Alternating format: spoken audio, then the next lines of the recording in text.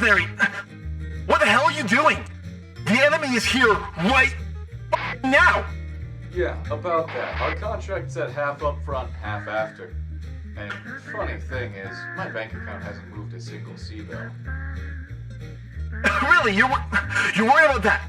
If you don't get here soon, there's not going to be anybody left to pay you! I just destroyed that mech. Yeah, you weren't kidding. So, about my fee. Fine! Here's the money! Just get out of here! I'm glad we could come to an agreement. Ladies and gentlemen, power up. We're stomping. Hello, fellow Mechwarriors. This is Kyle again. It's time to start stomping across the solar system in our favorite walking war crimes once more. The great houses that run the show have turned unending war into their favorite pastime. Hundreds of thousands of lives are lost with each passing day, cities are razed to the ground, and atrocities are so commonplace that they become a normal conversation at the dinner table, or at least what's left of it. In other words, it's a great time to be a mercenary. Real talk, we just saw the third Mechwarrior DLC drop. This kind of support is great and all, but between the free and paid content that's added with each DLC, it can be a little hard to keep track of what you're actually paying for with each new bit of content. Today I'm going to break it all down so that you discerning mercs can be sure to spend your C-bills on what you want and avoid what you don't.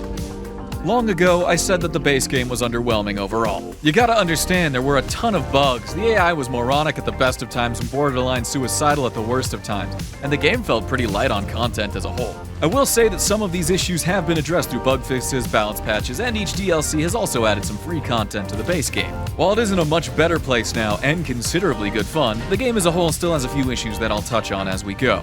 I guess the first thing we should focus on is naturally, what do you actually get when you buy the base game? Well, there's the story mode, an arcade mode, 50 mechs that split into 214 variants, 49 hero mechs, 5 mission types, and a fair few different environments to destroy at your leisure. The story mode is the main game type on offer in the base game, so let's talk about that first. The story itself is a tale as old as time. It's a story of revenge. You take the role of Commander Jake Mason, the son and heir of prestigious mercenary Nikolai Mason. Nikolai is the leader of a group called Nyx Cavaliers. Immediately after the tutorial, which is really just a 50-ton driver's ed test, you're shown the intro cutscene in which your mercenary company is ambushed by a mysterious rival outfit looking for some top-secret information. Naturally, Nikolai seems to know about this information. Brianna, any idea what these guys want? I picked up some chatter about coordinates of some kind. That mean anything to you? Coordinates? No, Brianna. Promise me you won't leave without Jake. Promise me. The introduction is a little cliche, and there's no shortage of media that has done something similar. I'm sure those of you who haven't played this game have already predicted what happens next. The fight goes south, and Jake is forced to run for his life while Nick goes into a heroic last stand, going out in one final blaze of glory to save his son and what remains of his company. We can't leave him here. We gotta get him support. The voice acting is solid, and it acts as a fine launchpad to yeet you into the game world with a tangible goal. You do a few more simple, painstaking story missions to cut your teeth, inherit what remains of the Cavaliers, and boom, you're off to the races. Well, kinda. You don't have many mechs or resources to start out. At least at this point, you'll be doing standard mercenary work, earning C-bills, getting new firepower, and gaining reputation. Get your reputation high enough, and you're clear to move on to another story mission, getting one step closer to revenge and unraveling the mystery about your late father's secret. I'd say the story is worth playing through once. There are some neat plot twists which tease at things to come, I hope. For the most part, though, you'll be progressing by accepting contracts of one of the 5 mission types. These missions can happen on a variety of different battlegrounds, but the type will always give you the general idea of what you're actually supposed to do once you get giant stompy boots on the ground. First, there's assassination. For this mission, there are 1 or more highly important individuals on the map. Stomp around until you find them, and then keep blowing holes in them until there's nothing left for your employers to worry about. Especially vindictive Mechwarriors may want to ensure that their employers can see the success from orbit. Next up, we have defense. Be it a military facility, industrial complex, or even small town, someone wants it destroyed. It's your job to make sure that doesn't happen. You and your lance need to protect the objective from waves of attackers bringing every tank, helicopter, and mech they have. Once all the bad men have been turned into smoldering craters, you win. It's worth noting that you get paid more if the objective is in better condition. So please, stop stomping through the buildings we're here to defend. Third on our list is demolition. Have you mastered defense? Good! Now it's time to do the exact opposite. Someone wants a bunch of buildings destroyed. Now it's your turn to be the wrecking crew. Get to the target area and keep breaking things until your employer is satisfied. Do be aware that enemies will endlessly pour in and try to stop you from creating a new humanitarian disaster zone, so you'd better be quick. Pro tip, you can spend barter points to get airstrikes when negotiating your contract. Airstrikes can be especially handy in these kind of missions and are well worth the cost. It will drastically cut down on the time you need to spend stomping through buildings, and that's only if the strike doesn't complete the entire mission for you.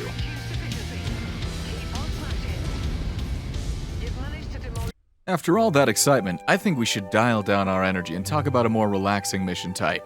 Next on our list is Raid. Similar to Demolition in that your job is to break stuff, but this adds the need for you to storm your way across the map, breaking multiple specific structures along the way. I like to think of this as like a nice road trip. Do some sightseeing. Say hi to the locals. Check out important landmarks. And make sure to grab some souvenirs.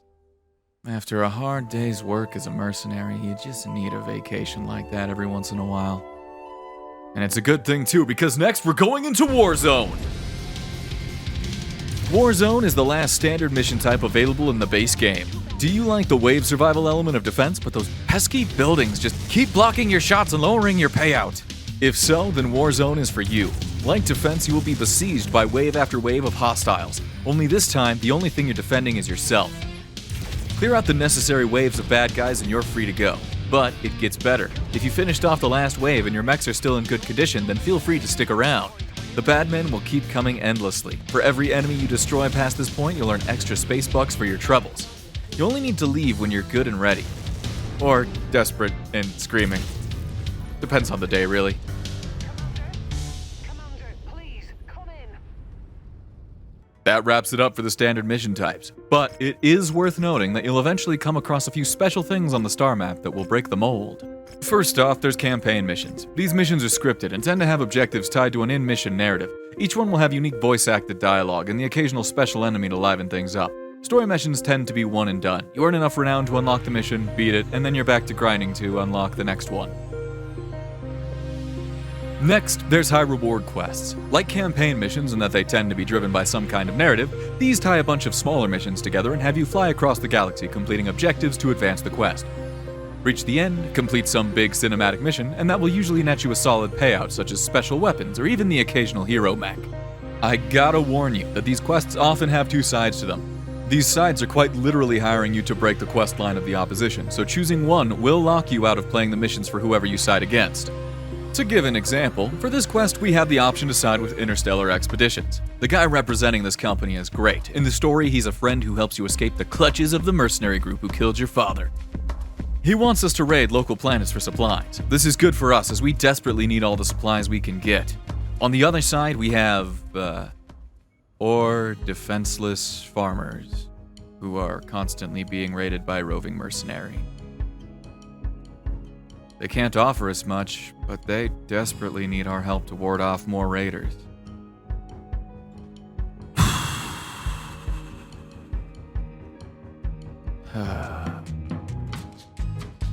Come on, Kyle, get it together. You're a mercenary. I'm fighting for my life here. Now we're destroying all their farming infrastructure so our friend can raid their stockpiles. They don't even have good defenses to try and ward us off. Just some tanks, helicopters. Is that a Vulcan? Oh god damn, yeah, these people have nothing. We've broken enough of their stuff. Let's just get out of here. We really need those supplies, but I hope we never have to do anything like this again. Well, I don't think there's enough here. These facilities are pretty bare. We're going to likely need to hit another target. Oh, come on!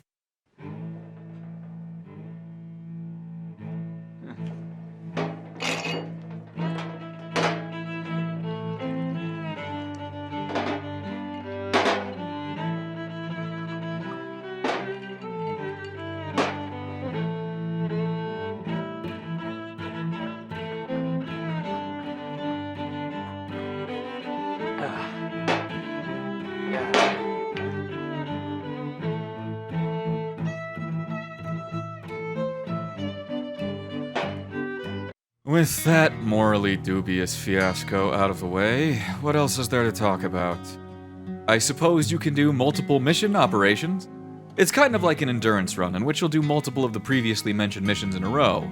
The only catch is that it's on the same planet and there's not much of a chance to repair or refit in between missions. The payouts are nicer if you can handle it, but it's not really any different than what you've already been doing. By now, you should have also earned a nice handful of Neo shekels. It's time to spend them. Naturally, you'll want to fly around to industrial zones and stock up on mechs, weapons, and better pilots. I won't be going into great detail in any of that stuff right now, I'm saving that for another video. Just know that there's plenty of room for experimentation, kitting out your lance. There's also an arcade mode available, so if you want to hop into some instant action with a mission of your choice and easy access to your favorite mechs, you won't be disappointed. You can create a mission adjusting all the parameters to your liking. Then you just grab your stompy war crimes and stomp on through it. It's a solid testing ground for new and crazy builds in a risk-free environment, but for me personally, I'd rather be flying around and earning C-bills. That's really all the important stuff for the base game. I enjoy the core gameplay loop. There's solid difficulty scaling, doing more missions for a faction will make them like you more, allowing you to get better rewards, and you'll eventually unlock more devastating equipment, which keeps things feeling fresh. You gotta remember, variety is truly the spice of life, or in this case, death. The more ways you can bring death to your enemies, the more fun you'll have, so make sure to experiment with all the types of equipment at your disposal.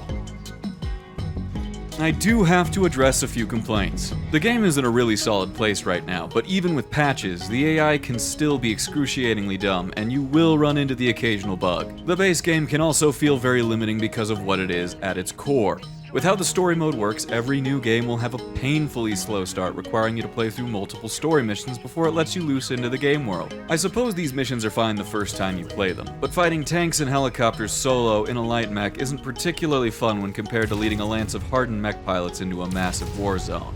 It took me a bit less than an hour to play through the introductory missions to get the footage for this video. I wasn't doing any speedrunning strats, but I was playing pretty fast and loose to get it all over with. Since you don't unlock co-op until you finish these missions, starting a new game with friends can be a bit of a pain. You will also have to start in House Davian space with few mechs and C-bills to your name. Early plot hooks also intend to keep you there for a while. This is especially a pain for players on their subsequent playthroughs of the game. Each house specializes in different mechs and technologies. They all have unique high reward quests, so exploring around the galaxy is where you really get replayability. Even if you decide to ignore the story missions, it will take you some time to get to a point where you can explore the galaxy without bankrupting yourself. Despite its flaws, I'd say the base game is actually in such a good place that I could even recommend it all on its own. That being said, some of my favorite content is still yet to come.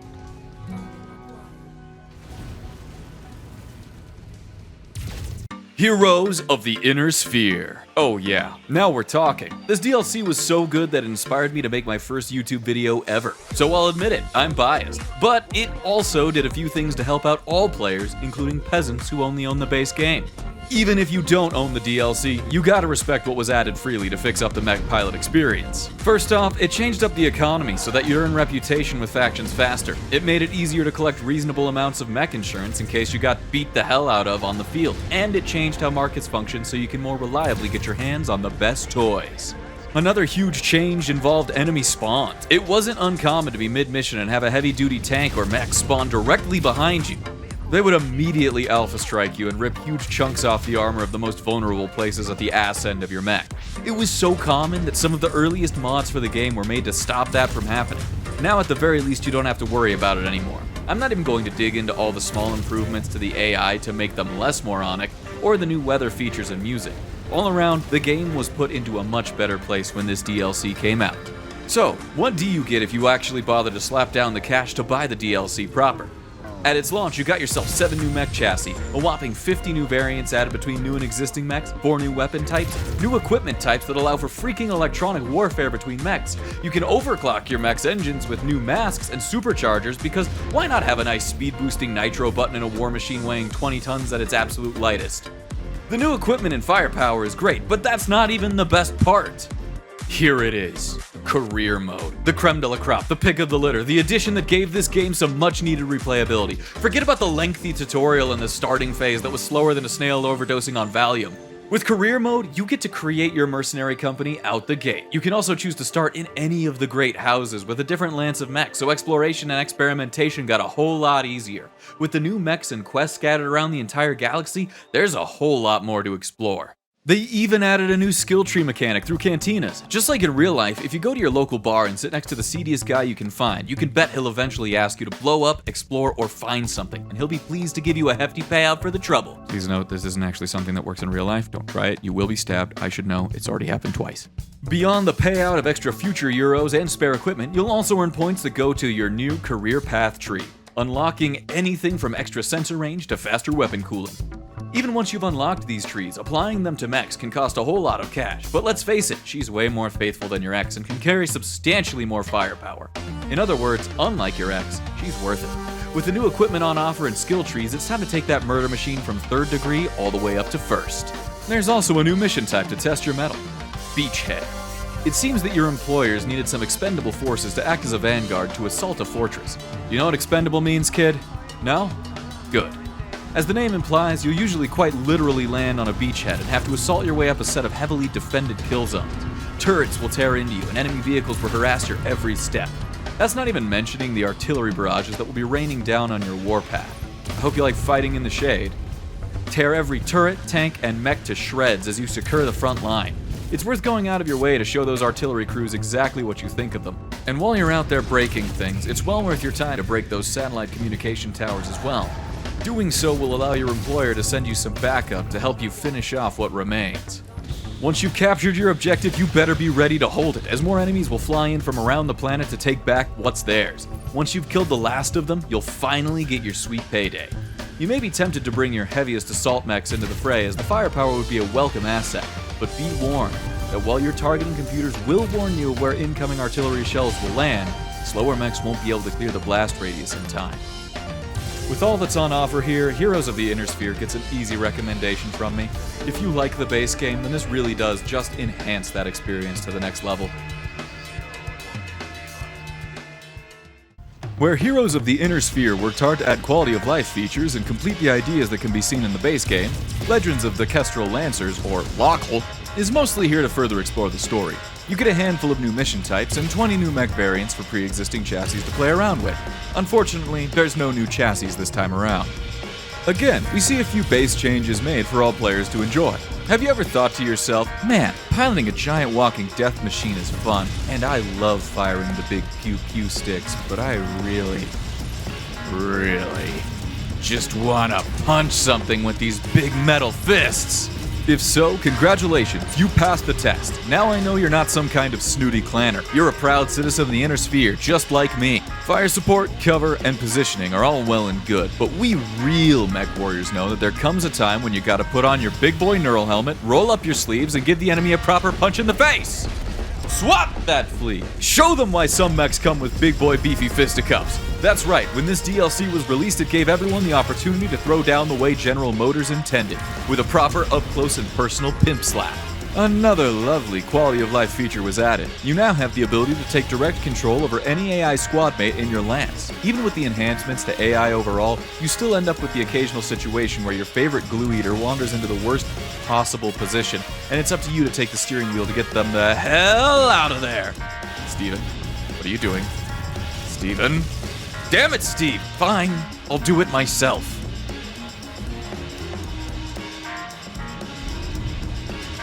It can also help you improve positioning of some of your fire support units, and you can switch to your Lance's token light mech for speedy escape from the complete mission. The main selling point for this DLC is the newly added story elements. The eponymous Legend of the Kestrel Lancers is a continuation of the story mode from the base game. It takes place after the ending of the original story, and while you can choose to engage with this mission during the course of a normal playthrough, there is also an option to start right at the beginning of this sequel story from the career menu.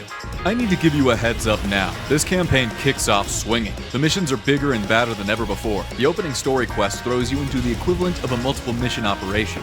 You are dropped into firefights with a ton of enemy mechs, and you'll quickly find that you have no time in between missions to repair. This is just to give you a taste of how intense and frantic the new content will be.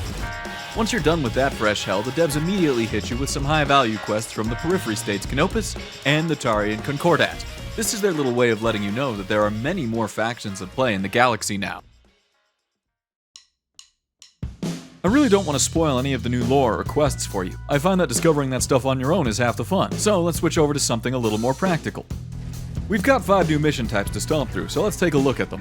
First, there's Battlefield. The rules are the same as Warzone, only the scale has increased. You'll occasionally get extra AI mechs to help defend against waves of more powerful enemies. You still get the bonus pay if you decide to stick around and blast more baddies into craters. Next is Garrison Duty. The rules are the same as Defense. Keep the friendly buildings in the best shape as possible as bad men pour in to break them. Objective Raid. It's almost identical to Raid, but instead of smashing buildings and bolting away, you'll be required to grab objectives from the ground. This ups the challenge as you'll need to stand right next to the objective for a fair bit of time in order to pick them up. You can't snipe a tower from the hill this time around, you need to move into the thick of the action.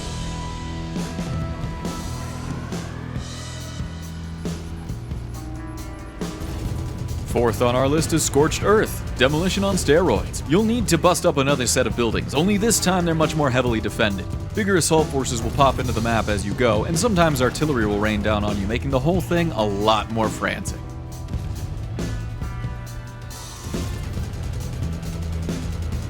Then finally, there's Targeted Kill. It's assassination, but you've probably already guessed that they made it harder. The assassination target tends to be better equipped and brings more friends to fight back against you.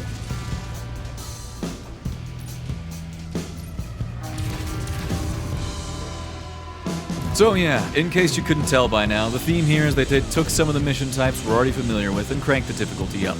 There's occasionally some tweaks here and there to make the missions stand out from each other, but in my opinion, there's not enough new stuff in them to make them the selling point. Sometimes you might even mistake the new missions for the old ones that already exist in the base game. Hell, they even share the same star map symbols as the base game counterparts. Some of you may be hungering for more of a challenge after becoming the ultimate mercenary lord, but I can see how this might not attract everybody. The new standard missions might not be special, but let me tell you what is. I didn't talk much about the biomes before now, but that's because they were all pretty similar to each other.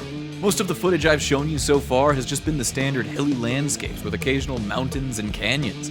Sprinkle some trees, lava, snow, or moon rocks in for flavor, and that's really all you get. This DLC, on the other hand, was really batting for the fences when it came to new battleground. I mean, I love stomping through a moon colony as much as the next guy, but look at this megacity!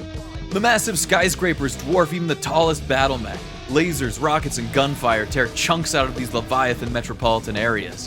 Vehicles are still scattered in parking lots, letting you know that this place was filled to the brim with people working office jobs all the way up until you and your stompy boys arrive. Come to think of it, some people might still be in there. Oops. Whatever the case, urban fights are a whole new beast compared to what you're used to.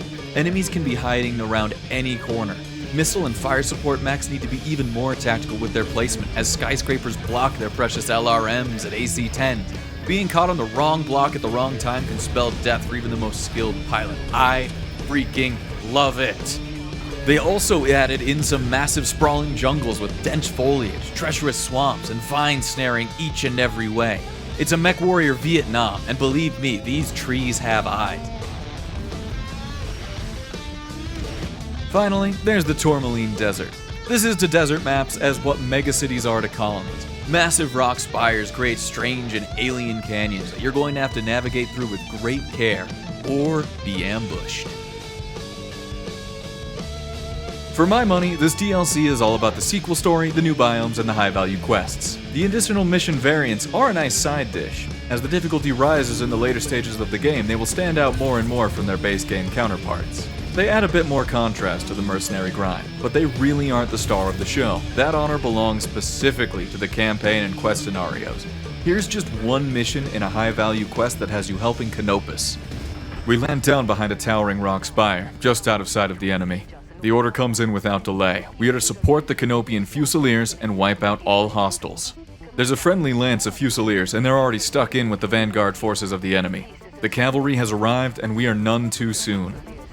As I survey the battlefield to get a grasp of where my lance is needed, a PPC shot lights up the night from half a click away and slams into a friendly missile tank directly at my side. The tank is blown to shreds in an instant. My scanners show the friendly mechs on the east flank get ambushed. One is destroyed outright, the other retreats. There's no time for stealth or theatrics. I commit my lance to the center, and we charge in to break the enemy lines. The boom of distant artillery is quickly followed by the scream of raining shells. The ground around my mech erupts in flame time and time again as the fight goes on. Bit by bit, Mech by mech, we clean up the field. Finally, I see an opportunity to go show those artillery batteries exactly how I feel about them. Though we need to move quickly, as enemy reinforcements are on their way. Soon enough, we've secured the mountain, but only 2 Fusiliers remain. My lance is still 4 mech strong, but some are certainly more damaged than others. The enemy sends more forces to try and dislodge us. They do this again and again, their lasers tearing chunks off my mechs with each wave, but each time we hold out. Finally, there's nothing left for the bad men to set. Not only did we win the day, but my lance carried the Canopian Fusiliers to victory. Now, we only have to do one more mission before we finally get that big promised payout. Quests like this are what I'm here for. The scale of these conflicts is absolutely massive. It really shows you what can happen when you have an entire battlefield full of giant walking war machines. When you compare the new mission variants to the new quest battles that have been added, they really don't even hold a candle to them. Now, okay, I know it's not fair to compare a mindfully crafted one-time quest to a galaxy full of randomly generated missions.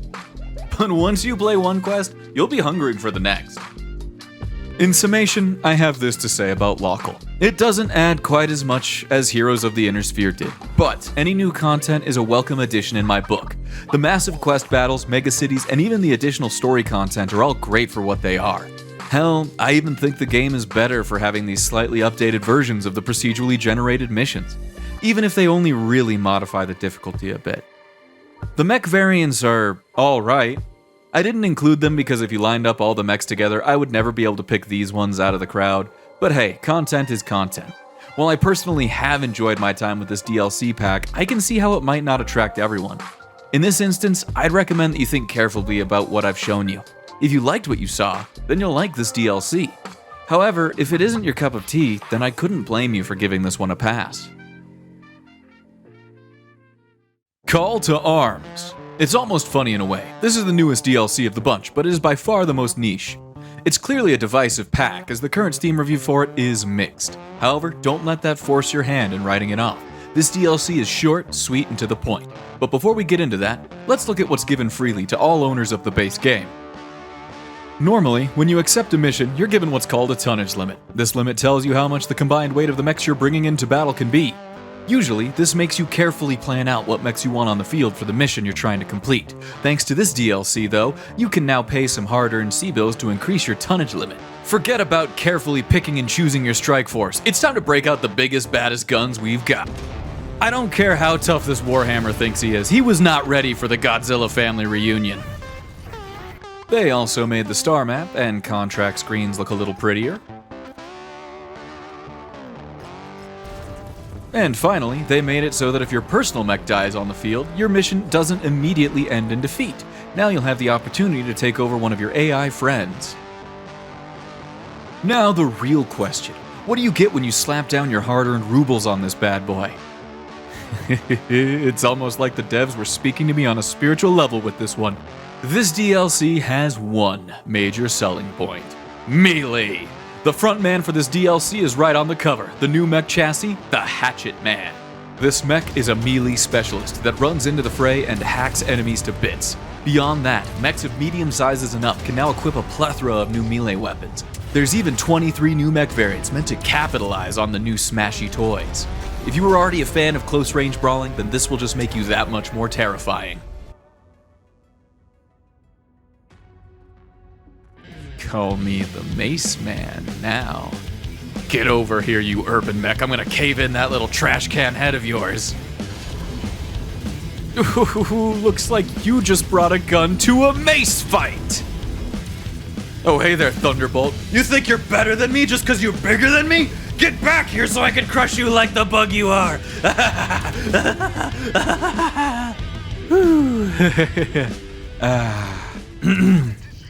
Now that all that excitement has died down, I guess there are a few other things of note in this DLC pack. There's a cute little animated skin that you can throw on all of your mechs. That's nice, I guess. And there's 3 new biomes. There's the Scrapyard, if you like playing in big piles of trash.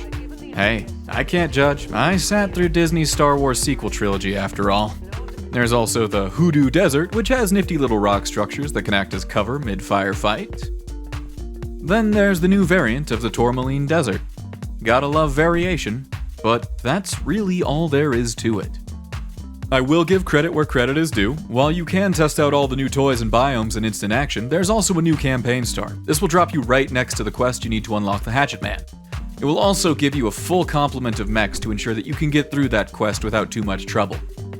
Completing this quest will give you the mech, a few new melee weapons to test out at your leisure, and it will also send you through the new biomes. It's a neat little way to show off all the new content in one sitting. If you want to hack your enemies to bits up close and personal, then this DLC is worth your money. That's really what it's all about here. Like I said, this content is short, sweet, and to the point. It's about $5 cheaper than the other DLC to offset the smaller amount of content on offer. For my money, this was an easy purchase, but then again, you all know how I feel about Melee by now.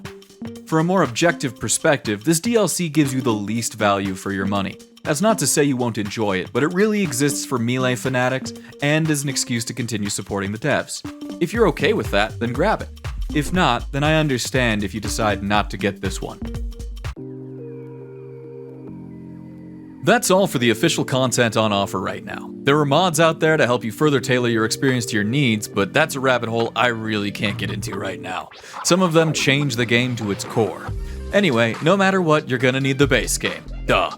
And I still consider Heroes of the Inner Sphere to be a must-buy. However, Legends of the Kestrel Lancers and Call to Arms firmly rest in the maybe category. If you love the game and just want more in it, then you can't go wrong with buying all the DLC. But if you're in a situation where you have to be picky, then here's what you need to know. Heroes adds replayability and quick starts with its campaign mode. The new mechs and weapons are tons of fun to tool around with. To reiterate again, this is my top pick of the bunch. Legends gives you a tough-as-nails sequel story that's fast-paced and frantic. Choose this if you're looking for a challenge that will really test your knowledge of the game. Call to Arms is all about smacking enemies up close and personal. If you love the idea of chopping another mech's arm clean off with a sword, then this is for you.